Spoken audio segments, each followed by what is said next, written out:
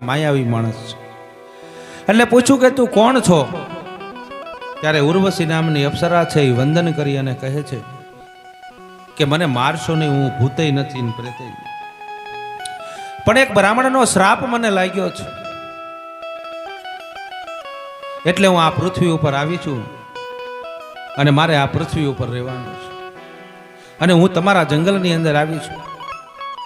ત્યારે દાંગવ રાજા કહે છે કે કાંઈ વાંધો નહીં, તમે મારા જંગલમાં રહ્યો, પણ તમે મારી સાથે તમે લગ્ન કરો. ત્યારે ઉર્વશી નામની અપ્સરા કહે છે કે દિવસે હું છે તે ઘોડી રહીશ અને રાત્રે સ્ત્રી થઈ જઈશ. તાકે કાંઈ વાંધો નહીં, મારે મંજૂર છે. ત્યારે ઉર્વશી નામની અપ્સરા એની સાથે એક શરત મૂકે છે કે હું તમારી સાથે લગ્ન કરું, પણ મારી કોઈ માંગણી કરે તો તમારે આપવાની નહીં, તો તમારી સાથે લગ્ન કરું. કાં તમારે એની સાથે યુદ્ધ કરવાનું, અને તમે યુદ્ધમાં ન પહોંચી શકો તો આપણે બે છે તે આપણે આપઘાત કરી અને મરી જવાનું. પણ બાકી છે તે તમારે કોઈએ મને હોંપવાની નહીં. ત્યારે કહેશે કે કાંઈ વાંધો નહીં. ઉર્વશી નામની અપ્સરા છે એ દાંગવ રાજાની હારે લગ્ન ગ્રંથિથી જોડાય છે. હવે સમય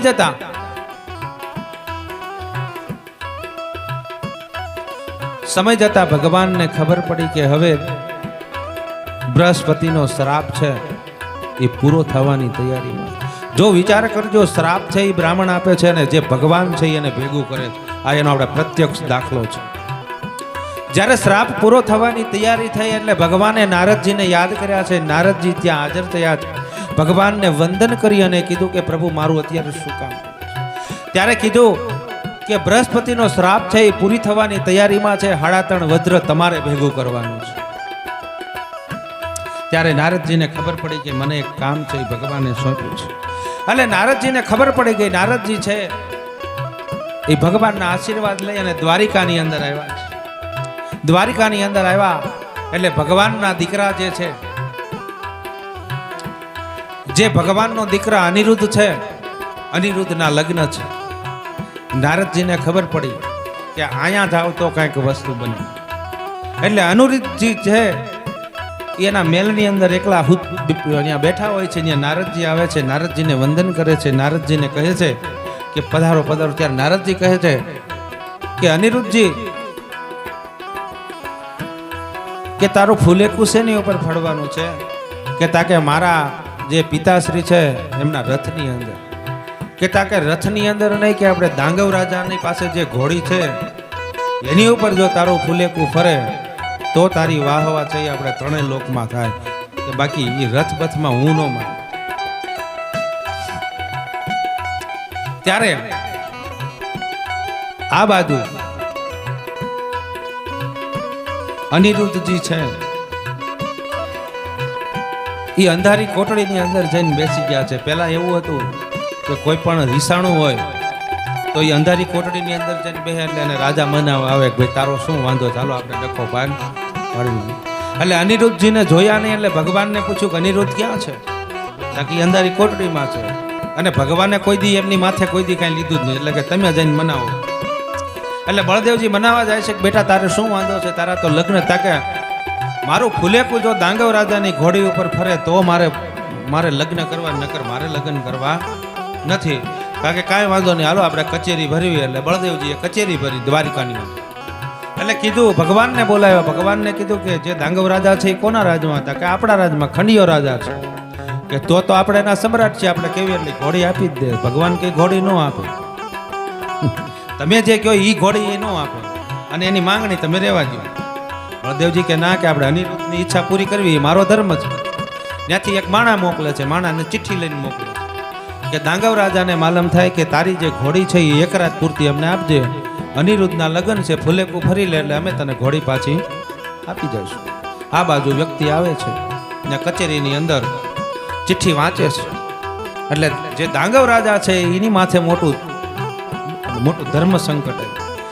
એ સમયની અંદર જો રિયાસત આપણે શક્તિશાળી હોય ને તો આપણે 3 રજવાડા હતા, એક દ્વારિકા, એક પંચાળ અને એક હસ્તિનાપુર. આની સામું કોઈ પણ યુદ્ધ કરવા માટે તૈયાર નહોતું થતું.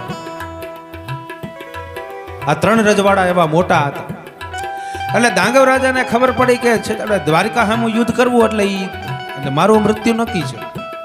પણ એને ઉર્વશીની હારે જે વચને બંધાણા હતા એટલે એને ચિઠ્ઠી લખી અને બળદેવજીને કીધું કે માથું જોઈએ તો માથું આપું પણ ઘોડીની વાત નહીં. એટલે ચિઠ્ઠી લઈ અને વ્યક્તિ દ્વારકામાં આવ્યું. ચિઠ્ઠી વાંચી એટલે બળદેવજી છે એ ક્રોધાયમાન થયા કે છે ખંડિયો રાજા અને આપણી યારે બાજવાની વાત કરે. ત્યારે ભગવાને કીધું કે એ તમને ઘોડી તો નહીં જ આપે, યુદ્ધ સ્વીકાર કરશે. એટલે ચિઠ્ઠી લખીને બળદેવજીએ માણા પાછો રવાના કર્યો કે ઘોડી ન દેવી હોય તો યુદ્ધ કરવા માટે તૈયાર રહે. હવે જે દાંગવ રાજા હતા એને ખબર પડી ગઈ કે આમની સામું જે ટકવું એ મારું કામ નહીં, પણ હવે કોઈક એવો મોટો રાજા હોય અને મને જો આપણે શરણાગતિ આપે તો હું જીવી શકું, બાકી મારાથી જીવાય. દેશના રાજાઓની પાસે જઈ અને શરણાગતિ માગે છે, પણ જ્યાં રાજા એમ કહે છે કે તમારે કોની સાથે વેર કોની હારે, આપણે દ્વારકા હારે, તો બધા કહે છે કે એમની હારે અમે નો ટકી શકીએ, અમારું કામ નહીં, આથી તમે બીજા રાજની અંદર. કોઈ એમને શરણાગતિ નથી આપતા. ફરતા ફરતા બધા રાજા રજવાડામાં જાય છે, પણ કોઈ એમને આશરો આપ્યો નથી. છેલ્લે દાંગવ રાજા છે હસ્તિનાપુરની અંદર જાય છે.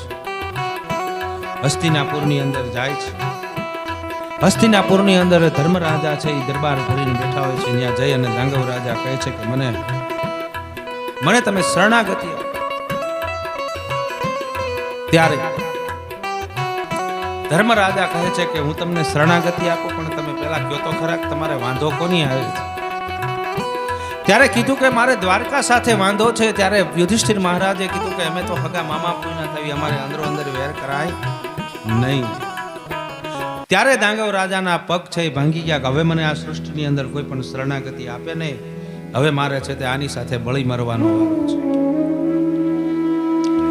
ત્યારે હસ્તિનાપુરની બહાર ગંગા નદીના કિનારા ઉપર જે દાંગવ રાજા છે એ 2 ચિતા ખડકે છે, 2 ચિતા બનાવે છે લાકડાની. ત્યારે અભિમન્યુની ઉંમર છે એ 8 વર્ષની હોય છે. અભિમન્યુ છે એ ત્યાંથી જે ગેડી દડાની રમત રમી ત્યાંથી હાલ્યા આવે છે. ત્યારે એને ખબર પડી કે કોક છે રાજાના પોશાકમાં અને ચિતા કેમ ખડકે છે. ત્યારે અભિમન્યુ ત્યાં જઈ અને કહે છે કે તમે છો કોક રાજસી પુરુષ, પણ તમારી માટે એવું તે શું દુઃખ આવ્યું છે કે તમે બળી મરવા માટે તૈયાર છો. ત્યારે દાંગવ રાજા કહે છે કે કુમાર હું તો મારા દુઃખને રોવું છું. ક્ષત્રિવટ છે એ લગભગ મને આજ એવું લાગે છે કે હેમાળો ગળી ગઈ છે. આજ આ પૃથ્વીની ઉપર કોઈ ક્ષત્રિય એવો નથી કે આપણે સત્યના પક્ષમાં ઊભો રહી શકીએ, કે દ્વારિકા સામે માથે વેર બંધાણું મને કોઈ શરણાગતિ આપતા નથી. ત્યારે અભિમન્યુ કહે છે કે જાઓ, તમને કોઈએ શરણાગતિ ન આપી હોય તો પણ આપણે સુભદ્રાનો દીકરો 8 વર્ષનો હું તમને શરણાગતિ આપું છું, કે કદાચ દ્વારકાની સાથે યુદ્ધ કરવાનું થાય તો પણ હું ઊભો રહીશ. ત્યારે આ બાજુ હસ્તિનાપુરની અંદર એવો નિયમ હતો કે બધાયને છે તે આપણે ભેગા મળી અને જમવા બેસવાનું, સાથે જમવાનું. ત્યારે કુંતાજી કહે છે કે અભિમન્યુને આવતા બહુ વાર લાગી, હજી કોઈ એને બોલાવવા કેમ નથી. જે બોલાવવા જાય એને આકરા પ્રહારો કરી અને અભિમન્યુ ત્યાં બેહારી દે, એના પક્ષમાં કરી લે. ભીમસેન ગયા તો એને પણ કીધું કે તમે આવા અને તમે છેલ્લે છેલ્લે અસત્યનો સ્વાદ દીધો, શરણાગતિ આને આપવી પડે તમારે. જે જાય ત્યાં રોકાઈ જાય છે. યુધિષ્ઠિર મહારાજ છેલ્લે જાય છે. યુધિષ્ઠિર મહારાજને પણ 8 વર્ષનો અભિમન્યુ આખી રાજનીતિને સમજાવે છે. ત્યારે યુધિષ્ઠિર મહારાજને સમજાય છે કે સાથ છે એ સત્યનો, અસત્યનો સાથ નથી. ત્યારે જે દાંગવ રાજા છે એને પાંડવોએ આશરો આપ્યો અને દ્વારકાની અંદર કાગળ મોકલ્યો કે જ્યારે તમારે યુદ્ધ કરવા માટે આવવું હોય ત્યારે આવી જાય. ત્યારે ભગવાન કહે છે કે જોવો ભાઈ, જે હામાં કોણ થાય, આપણા હોય એ જ આપણી હામાં થાય, આપણી ફૂઈના દીકરા જ આપણી હામાં ચીંગડા માંગે. ત્યારે બળભદ્ર કહે છે કે કાંઈ વાંધો નહીં, એમની હારે પણ આપણે યુદ્ધ કરવાનું જ છે.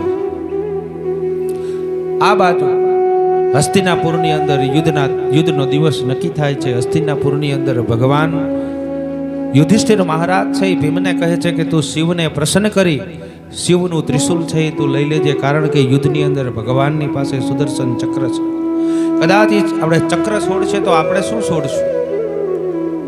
તારે યુદ્ધની અંદર ભીમસેન છે એ ભોળાનાથનું તપ કરે છે, ભગવાન પ્રસન્ન થાય છે. ભોળાનાથ પ્રસન્ન થાય એટલે કહે છે કે શું જોઈએ છે? કે તમારું ત્રિશુલ મને ઘડીક આપો, કાં કે તાકે યુદ્ધ કરવું છે. ભોળાનાથ છે એ ત્રિશુલ આપે છે. જે ત્રિશુલ છે એ પણ વજ્રનું છે, ભગવાનનું ચક્ર છે એ પણ વજ્રનું છે. આ બાજુ 56 કરોડ યાદવો છે અને આ બાજુ હસ્તિનાપુરની સેના છે. યુદ્ધ ચાલી રહ્યું છે. ભીષ્મ પિતા પણ યુદ્ધની અંદર છે. ભગવાને સુદર્શન નામનું ચક્ર છે એ છોડ્યું છે. આ બાજુ જે ભીમસેને ભગવાનનું ત્રિશુલ હતું એ છોડ્યું છે. આકાશની અંદર 2 વજ્ર છે એ બાજવા લાગ્યા છે, અગ્નિ છે એ વરસવા લાગ્યો છે. માણા કહે છે ને કે આપણે લોઢે લોઢું ગહાય એટલે તીખારા જરે, એમ 2 વસ્તુ છે એ વજ્રની છે. અને પછી બધાને સમજાણું કે આપણી ભૂલ થઈ. ત્યારે ભગવાન કહે છે કે હવે આને જુદા પાડો, નકર હમણાં પૃથ્વીનો પ્રલય થઈ જાય છે. ત્યારે બધા કહે છે કે વજ્રના હોય એ આને નોખા પાડે, બાકી આ તો અગ્નિ વળે, માણાનું તો કામ જ નહીં. ત્યારે ભગવાન કહે છે કે અર્જુનના રથ ઉપર હનુમાનજી બિરાજમાન છે. હનુમાનજી છે એ આખા વજ્રના છે. ત્યારે અર્જુનજીએ હનુમાનજીને યાદ કર્યા એટલે હનુમાનજી છે એ તરત જ લંકામાંથી આવ્યા છે. ભગવાનને વંદન કરી અને કીધું કે હે પ્રભુ મારું. ત્યારે ભગવાન કહે છે કે 2 વજ્ર છે એ યુદ્ધની અંદર બાજી રહ્યા છે. હવે તમે 2 ને છૂટા પાડો. ત્યારે હનુમાનજી કહે છે કે પ્રભુ હું 2 ને જુદા પાડું, પણ અમે 3 જણા છે એ પૃથ્વીની અંદર જો પડીએ તો જે પૃથ્વી છે એ વજ્રનો ભાર ન ઝીલી, જે પૃથ્વી છે એ ફાટી જાય, અમે 3 પાછા પાતાળની અંદર વીએ જાય. ત્યારે ભગવાન કહે છે કે ભીમને બોલાવો. ભીમનું ડાબું પડખું છે એ વજ્રનું છે. ભીમ છે એ ડાબા પડખે સુવે એટલે હનુમાનજી ડાબા પડખા ઉપર પડે. ત્યારે ભીમસેનને બોલાવવામાં આવ્યા છે. ભીમસેનને ભગવાને કીધું કે તમે ડાબા પડખે સુવો એટલે હનુમાનજી છે એ તમારી ઉપર પડે. ત્યારે ભીમસેન છે એ ડાબા પડખા સુધી સૂતા છે. જ્યારે હનુમાનજી 2 વજ્રને છૂટા પાડવા માટે ગયા છે, શ્રી નામનું લલકાર કરી અને હનુમાનજીએ છલાંગ લગાવી છે. સુદર્શન ચક્ર અને ત્રિશુલ છે એને છૂટું પાડી હનુમાનજી છે એ પૃથ્વી ઉપર પડ્યા. ભીમના પડખા ઉપર જેવા પડ્યા 3.5 વજ્ર ભેગું થયું એટલે છે તે જે ઉર્વશી નામની અપ્સરા ઘોડી હતી એ ભગવાનને છે તે વંદન કરી અપ્સરા બની અને એ તો પાછી છે તે આપણે સ્વર્ગની અંદર ચાલી ગઈ છે. તો ભગવાન કહે છે કે બ્રાહ્મણનો જે અભિશ્રાપ છે એ શ્રાપને પાછો છે તે આપણે પૂરો કરવા માટે છે તે આપણે મારે પોતાને જવું પડે છે. તો આવી રીતના ભગવાન કહે છે કે સતીનો શ્રાપ અને બ્રાહ્મણનો અભિશ્રાપ છે એ કોઈ દિવસ ખોટો. શ્રાપ આશીર્વાદ લાગતા વાર લાગે, પણ શ્રાપ છે એને કોઈ દિવસ લાગતા વાર. આવી રીતના ગરુડજી છે એ ભગવાનને કહે છે કે હે ગરુડ,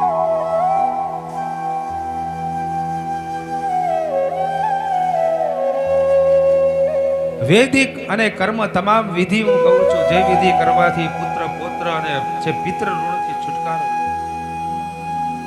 જે ઘણું દાન આપવાનું ફળ છે, જે પછી ભાઈઓ સાથે સ્નાન કરી ધોયેલા સ્વચ્છ કપડા પહેર, મૃતકના શરીરને ચંદનની માળા પહેરાવી, ગંગાજીની માટી શરીરે ચોપડવી, મૃતકના નવા વસ્ત્રોથી આચ્છાદિત કરી ફરી નામ અને ગોત્રનું ઉચ્ચારણ કરી મૃત્યુના સ્થાનમાં નામ લઈ દક્ષિણા સહિત પિંડનું દાન અર્પણ અને ત્યાંની ભૂમિ અને ત્યાંના અધિષ્ઠાતા દેવ છે એ પ્રસન્ન થાય એવી રીતના ભગવાનની નામ અને જપ. ગરુડજી છે એ ભગવાનને ગરુડ પુરાણને લગતી એક પછી એક વાત છે એ કરી રહ્યા છે.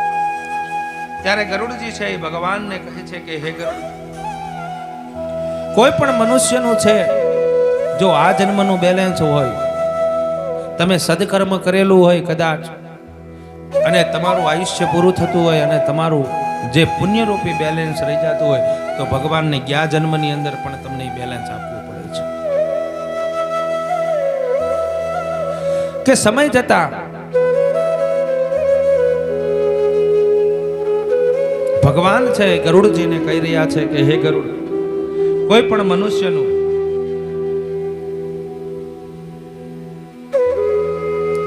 બેલેન્સ, જે પુણ્યરૂપી બેલેન્સ છે એ મારી પાસે જમા હોય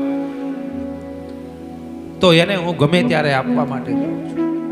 પણ આ સૃષ્ટિની અંદર તમે આવ્યા પછી કાલે વાત થઈ હતી કે સબલ ક્ષમા નિગર્વ ધની. કોઈ પણ માણસ છે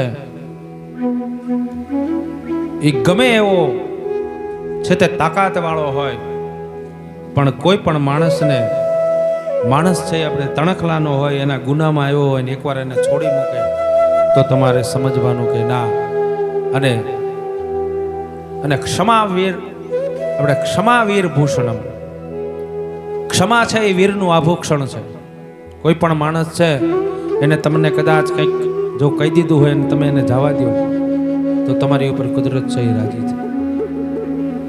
કારણ કે સબલ ક્ષમા, જે બળવાન માણસ હોય જ્યારે નાના માણસને જ્યારે જાતો કરે ત્યારે નાનો માણસ વિચાર કરે કે મેં આનું અપમાન કરી નાખ્યું તો એને મને જવા દે, ત્યારે તમારી નામના છે એ બહાર. અને પછી નિગર્વ ધની, કે ગમે એટલી સંપત્તિ હોય પણ છતાં એને અભિમાન ન હોય સંપત્તિનું, કે હું તો એક ભગવાનનો ચાકર છું. તમે વિચાર કરો, ગમે એટલી સંપત્તિ હોય પણ તે છતાં એ વ્યક્તિ નિરાભિમાની હોય તો એની પાસે સંપત્તિ છે એનું પ્રમાણ છે.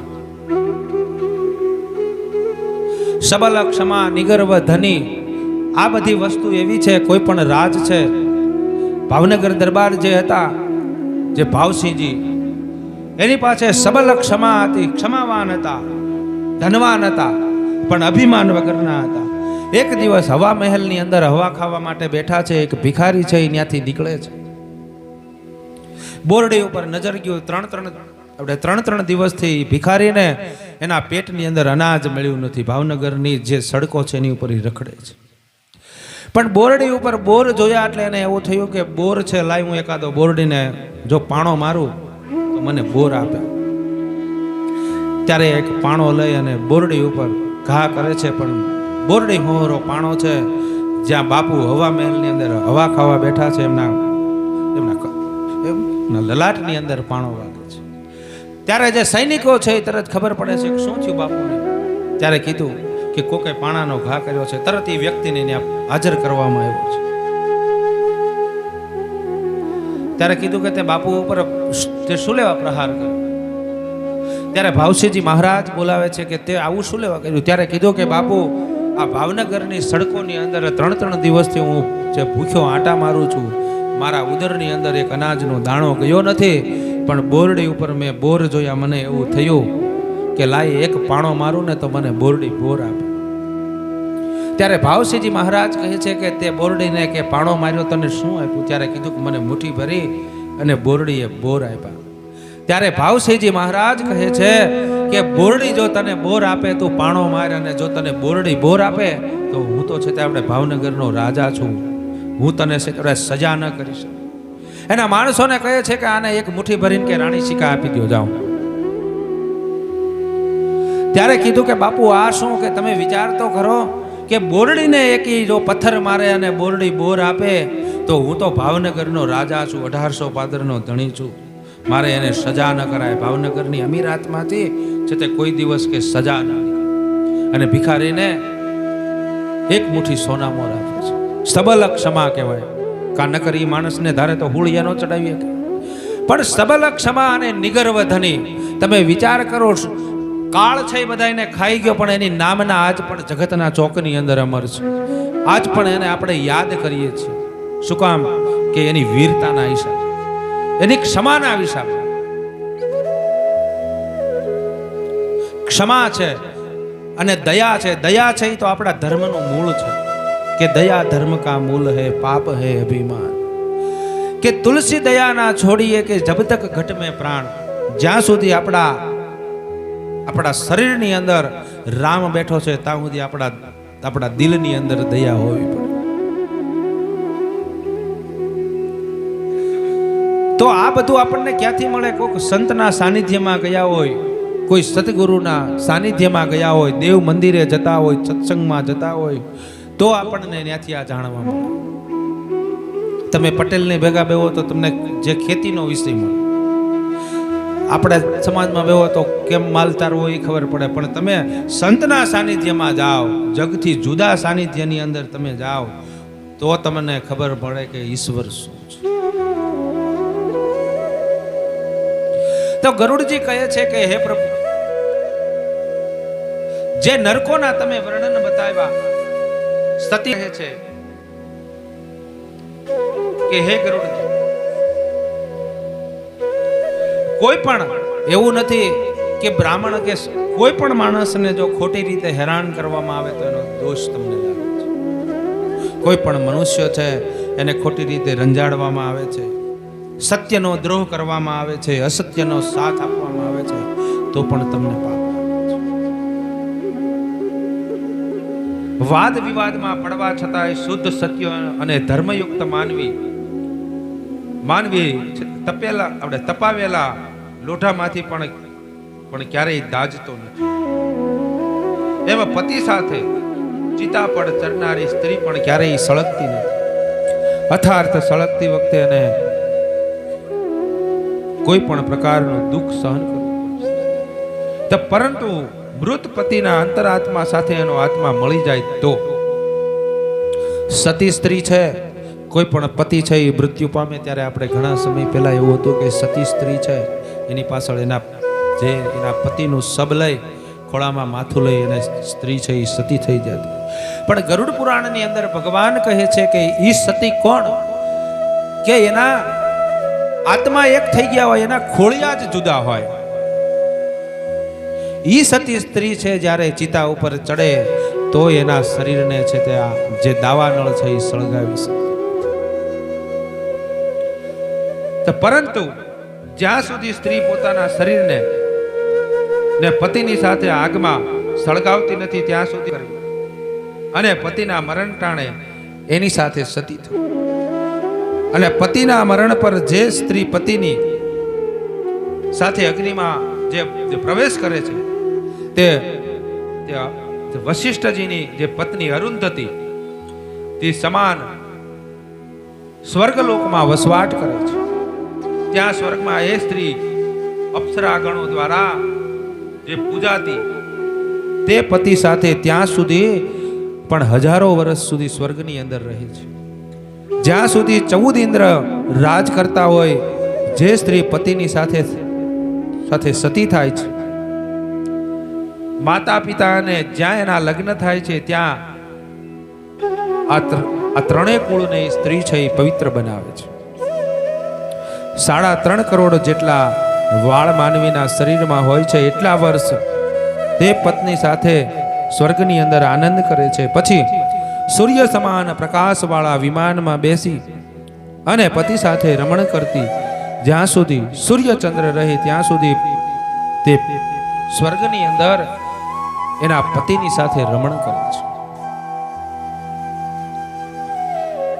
જે સ્ત્રી ક્ષણ માત્રના દાહના દુઃખથી આવા અનંત સુખોને છોડી દે તે મૂર્ખ સ્ત્રી જીવનભર પતિના વિરહની આગમાં ઝૂલતી રહે છે અને તડપતી રહે છે. તેથી પતિને શિવરૂપ જાણી એની સાથે શરીરને નાશવંત કરવું એ સતી સ્ત્રીની પહેલી ઓળખ છે. સતી સ્ત્રી છે, આપણે હમણાં વાત કરી કે ઇન્દ્રના ઘરેથી જે સ્ત્રી હતા, સચી માણી હતા, એ સતી. તો આવી રીતના કોઈ પણ સતી સ્ત્રી છે, સંત છે, એના સાનિધ્યની અંદર એકવાર જો યાદ આવવામાં આવે છે અને સદગુરુના શરણમાં એકવાર જવામાં આવે તો ગરુડ પુરાણની અંદર ભગવાન કહે છે કે એ આત્મા છે એ એકવાર એને સ્વર્ગલોકની પ્રાપ્તિ થઈ જાય છે. કે યમલોકમાંથી ભગવાન એને જ્યારે યમના દૂતોને જોવે છે, યમરાજાનું રૂપ એટલું બધું વિકરાળ બતાવવામાં આવે છે કે એ આત્મા જે અહીંથી જાય છે એ આત્મા છે એ ધ્રુજવા લાગે છે. અને પછી ભગવાનને કહે છે કે હે ભગવાન, કે તમે મને 12 દિવસ માટે મારા ઘરે મોકલો, મારો પરિવાર જે મારી પાછળ જે પુણ્યદાન કરશે એ ફળનો ભાગ લઈને હું તમારી પાસે. ત્યારે યમના દૂતો દાંત કાઢે છે કે હે પાપી, અમે તને 100 વર્ષ સુધી પૃથ્વી ઉપર મોકલ્યો, તું કાંઈ ન કર્યો, તો હવે 12 દીમાં તું શું કરીને આવવાનો? પણ તે છતાંય ભગવાન છે એ દયાળુ છે. કાલ વાત થઈ હતી કે મનુષ્ય છે એ સ્વાર્થી થઈ શકે, પણ ઈશ્વર છે એ કોઈ દિવસ સ્વાર્થી ન થાય. એટલે ભગવાન એને પાછું નાનું એવું સૂક્ષ્મ શરીર આપે છે. અંગૂઠા જેવું શરીર આપી મોભારા ઉપર 12 દિવસી જીવાત્મા એનો જે પરિવાર છે એની પાછળ શું કર્મ કરે છે એની વાટ લગાવી અને બેઠો છે. પણ ભગવાન કહે છે ને કે ગયા જન્મનું કોઈનું ફળ હોય તો ભગવાનને આપવું પડે છે. ભગવાન છે એ બેલેન્સ કોઈનું રાખતા નથી. તમે વિચાર કરો, આપણે જમીનની અંદર એક ઝાડનો દાણો રોપી દઈએ તો એ ભગવાન એનું આપણને 1000 ગણું પાછું આપે છે. પણ ભગવાનનું ઋણ છે એ મનુષ્ય ચૂકવી ન શકે. કીડીને કણ, હાથીને મણ ઈશ્વર આપે.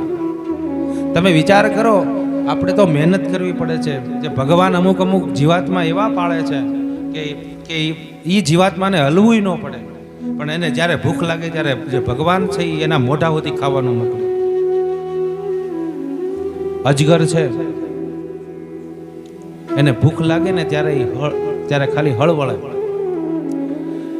ઈ જાય એના જેની ગુફાની બહાર ના નીકળે ત્યાં ભગવાન એની શિકારની સગવડતા કરી રાખી. આવી ભગવાનની કૃપા છે.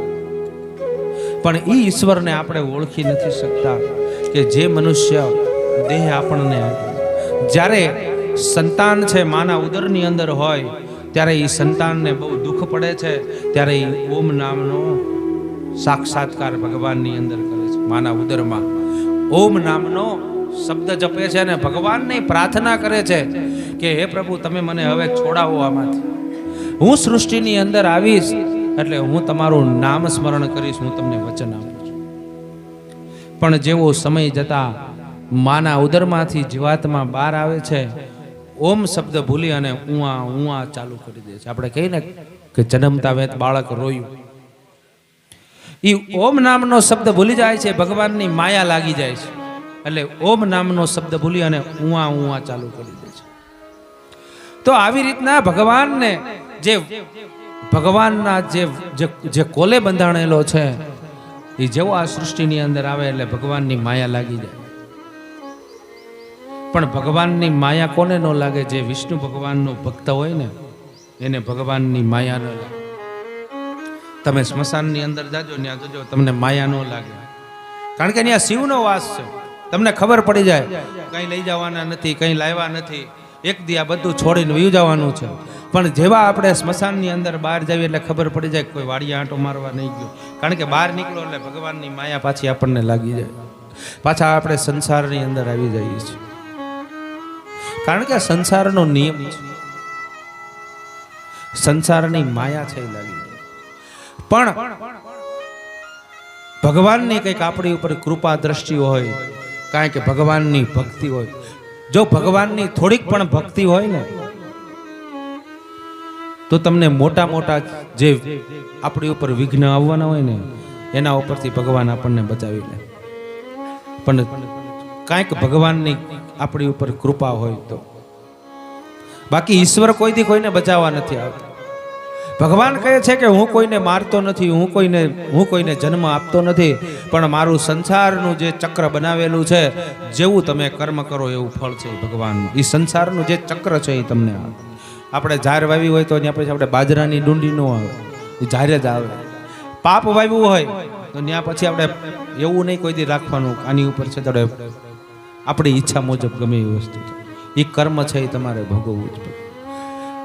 અને જે ગંગાની અંદર ધોવાય એ તો આપણા દોષ ધોવાય છે. ભગવાન કહે છે કે કોઈ પણ માણસ એવું કહેતો હોય કે ગંગાજીની અંદર નાઈ આવી ગમે એવા પાપ કર્મ કરવી, 12 મહિને એકવાર જઈને આપણે ગંગાજીમાં ડૂબકી લગાવી પાપ ધોવાઈ જાય. નહીં, પાપ ન ધોવાય. તો ભીષ્મ પિતા હતા એ ગંગાજીના દીકરા હતા, તોય પાપ નથી ધોઈ શક્યા, તો એને પણ એનું કર્મ ભોગવવું પડ્યું. પણ જે મનુષ્યથી જાણતા અજાણતા લાગેલા દોષ જે છે, દોષ ઈ તમે ગંગાજીએ જાઓ તો દોષ છે એ ગંગાજી ધોવે છે. બાકી જાણી જોઈને જે આપણે કર્મ કર્યા છે, જે પાપ કર્મ કર્યા છે, ઈ તો આપણે યમના દૂતના મારથી જ આપણા કર્મ છે એ ભોગવવાના છે. અને આ સૃષ્ટિની અંદર પહેલા તો સત્યયુગની અંદર તો એવું હતું કે બીજા જન્મની અંદર તમને કર્મનું ફળ મળે, પણ અત્યારે છે તે આપણે કળિયુગની અંદર તો આ જ સમયની અંદર તમને ફળ આપી દે છે. આ ઝડપી જમાનો આવી ગયો એટલે કળિયુગની અંદર તમે જેવું કર્મ કરો એવું જ ફળ તમને મળે અત્યારે ને અત્યારે. હવે તો બીજા જન્મની વાત નહીં, તમે આજ જે કર્મ કર્યું એનું ફળ તમને કાલ મળી જાય, કારણ કે આ જે પ્રભાવ છે એ કળિયુગનો છે. જ્યારે પરીક્ષિત મહારાજ જ્યારે ગાદી ઉપર આવ્યા ત્યારે જે પરીક્ષિત મહારાજ છે એ તો હસ્તિનાપુરના રાજા હતા, જે પાંડવોનો વંશજ હતો, આજ્ઞાકારી વંશજ હતો.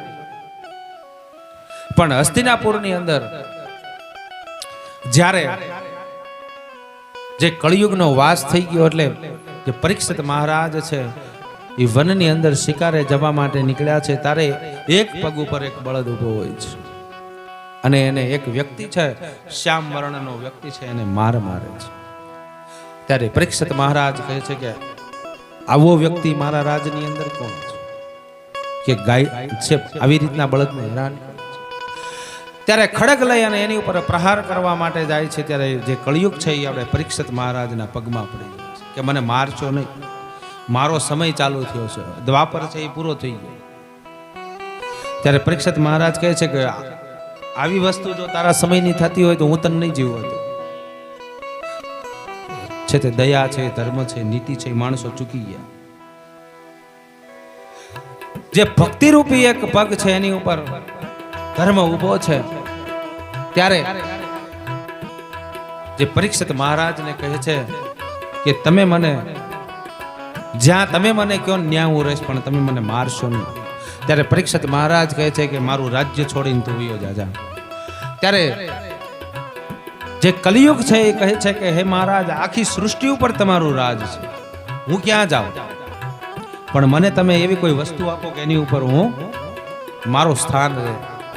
ત્યારે પરીક્ષિત મહારાજ કહે છે કે જા, હું તને 4 વસ્તુ એવી આપું છું કે એની માં તારું સ્થાન રહેશે. દારૂ છે, જુગાર છે, સ્ત્રી છે અને અનિતિનું ધન છે, આની અંદર તારો વાસ રહેશે.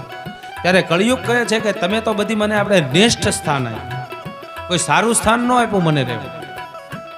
એ 4 જે સ્થાન તમે આપ્યા એ મેં સ્વીકાર્યા. જાઓ કે દારૂ છે, જુગાર છે, સ્ત્રી છે, એની અંદર મારો વાસ હશે, પણ એકાદું મને સારું સ્થાન આપ. ત્યારે કીધું કે અનિતિથી ભેગું કરેલું જે સોનું હોય, સુવર્ણ હોય, એની અંદર તારો વાસ હશે, જા. ત્યારે કળિયુગ કહે છે કે કાંઈ વાંધો નહીં, જાઓ, આટલું તો મારી માટે બસ થઈ. જે પરીક્ષિત મહારાજ છે એ રાજ્યની અંદર આવે છે, રાજ્યની અંદર રાજ્ય કરે છે. હવે એમને યુધિષ્ઠિર મહારાજે એવું કીધેલું હોય કે 6 ઓરડા ઉગાડવા પણ 7મો ઓરડો ન ખોલો, કારણ કે આ છે કે કળિયુગનો પ્રભાવ છે. અને આપણને તે કોક માણા એમ કે આ ન કરતા એ વસ્તુ આપણે પહેલા કરવી. એટલે પરીક્ષિત મહારાજને એવું થયું કે 7મા ઓરડાની અંદર મારા દાદાએ એવું તો શું મૂક્યું હશે જે મને ખોલવાની ના પાડી છે, લાઈને હું જરીક જોઉં. ત્યારે ચાવી મગાવી અને પરીક્ષિત મહારાજ છે એ 7મો દ્વાર ખોલે છે. ત્યાં તો જળહળાટ મારતો એક સોનાનો મુંગટ હોય છે. મુંગઠની અંદર એટલું બધું તેજ હોય છે કે પરીક્ષિત મહારાજ છે અંજાઈ જાય છે. તમે જોજો કે અત્યારે આપણે કળિયુગની અંદર રીતે જે અસત્ય હોય ને એનું તેજ વધારે હોય, સાચો માણા હોય ઝાંખો હોય. ત્યારે પરીક્ષિત મહારાજે કીધું કે આવો સરસ મુંગટ હતો અને મને મારા બાપુએ પહેરવાની ના પાડી. બીજી બાજુમાં જોયું તો જે ભીમસેન હતી એની ગદા હતી, આપણે 10,000 મણની તો એની ગદા હતી. ભીમની ગદાનો જે વજન હતો એ 10,000 મણ હતું. ત્યારે જે મુંગટ છે એ પરીક્ષિત મહારાજે હાથમાં લીધો. મુંગટ હતો, સોનું હતું, એ અનિતિનું હતું. એટલે પરીક્ષિત મહારાજને યુધિષ્ઠિરે ના પાડી હતી કે જરાસંઘનો મુંગટ છે એ અનિતિનું સોનું ભેગું કરેલું છે. પણ પરીક્ષિત મહારાજ છે એમને જે મુંગટ જોયો એટલે માથે મૂકવાની ઈચ્છા થઈ. જેવું રાજાએ અનિતિનું સોનું માથે ધારણ કર્યું એટલે તરત જ એમના વિચારો છે એ બદલાઈ. જો તમારો આહાર અને વિચાર જ્યારે તમારો બદલાય તો ત્યારે સમજવું કે હવે કંઈક ન થવાનું થશે. જો તમારો આહાર જો સાત્વિક હોય તો કોઈ વાંધો નહીં, બાકી તામસી આહાર હોય તો તમને કોઈ સદવિચાર નહીં. જ્યારે પરીક્ષિત મહારાજે અનિતિનો મુંગટ જઈ ધારણ કર્યો અને પહેરી અને જંગલની અંદર શિકાર કરવા માટે ગયા છે, ત્યારે ઋષિના આશ્રમની અંદર જાય છે. જે ઋષિ છે એ તપની અંદર બેઠા હોય છે. ત્યારે રાજાને તરત જ અવળું સૂચવા માંડ્યું કે બ્રાહ્મણને મને આદર ભાવ આપકાર ન આપવો પડે એટલા માટે ખોટા સમાધિની અંદર બેઠા છે, મને પાણીનું ન પૂછવું પડે એટલા માટે મને ખોટા સમાધિમાં બેઠેલા છે. બાજુમાં એક સર્પ પડ્યો છે, સર્પ ગળામાં નાખી અને રાજા ત્યાંથી નીકળી જાય છે. આશ્રમના જે બાળકો છે એ જઈ અને શૃંગીને વાત કરે છે. 7 વર્ષનો દીકરો શૃંગી હોય છે. એને જઈને કહે છે કે એ શૃંગી, તારા જે પિતાના ગળાની અંદર કોકે મરેલો સર્પ નાખ્યો છે. ત્યારે શૃંગી કહે છે કે વગર વાંકે? તાકે હા વગર વાંકે. ત્યારે કે તારા પિતાજી તો સમાધિમાં છે. ત્યારે શૃંગી કહે છે કે ભગવાન સ્વધામમાં ગયા પછી, શ્રી કૃષ્ણ છે આપણે સ્વધામમાં ગયા પછી આ પૃથ્વીના રાજા છે એ અહંકારીઓ થઈ ગયા છે. શું કહે છે શૃંગી? કે ભગવાન ગયા પછી આ સૃષ્ટિની અંદર જે રાજાઓ છે એ બધા અહંકારી થઈ ગયા છે. છેતડે નર્મદાનું જળ મળી હાથમાં, જમણા હાથમાં જળ ભરી શૃંગીએ શ્રાપ આપ્યો છે કે મારા પિતાના જો ગળાની અંદર જે કોઈ રાજાએ મરેલો શ્રાપ, જે કોઈ વ્યક્તિએ શ્રાપ નાખ્યો છે 7મા દિવસે, કે તક્ષક નાગનો નામનો નાગ છે એ વ્યક્તિને છે દંશ આપશે. આ બાજુ નદીએથી આવે છે ઋષિ છે એ સમાધિમાંથી જાગૃત થાય છે. ત્યારે કહે છે કે શું થયું? ત્યારે કીધું કે બાપુ મેં તો શ્રાપ આપી દીધો કે બેટા આપણે જે રાજાની હદમાં રહેવાનું હોય એને શ્રાપ ન, આપણા રક્ષણ કરતા બતાવવામાં આવ્યા છે, પણ શ્રાપ છે એ કોઈથી મિથ્યા ન થાય. એટલે ઋષિએ એમના માણસોને કીધું કે જાઓ તમે જે પરીક્ષિત મહારાજ છે એને તમે વાત કરી દો કે તમારી પાસે 7 દિવસ જ રહ્યા છે. 7 દિવસમાં તમારે સદગતિ થાય એવી તમે તૈયારી કરી લો. જે પરીક્ષિત મહારાજને તો એવી ખબર છે કે મારે 7મા દિવસે મારું મૃત્યુ થશે. આપણને તો એ ખબર નથી કે આપણું મૃત્યુ ક્યારે છે. આપણને તો એક પળની ખબર નથી. એને તો હાલો એટલું તો કહી દીધું કે ભાઈ તમારું 7મા દિવસે મૃત્યુ છે. 6 દિવસ તો એ નિર્ભય, પણ આપણને તો એ જ નથી ખબર કે હમણાં ઘડી પછી આપણી સાથે શું થયું. આ બાજુ માણસો છે એ બધા એ મોકલા છે અને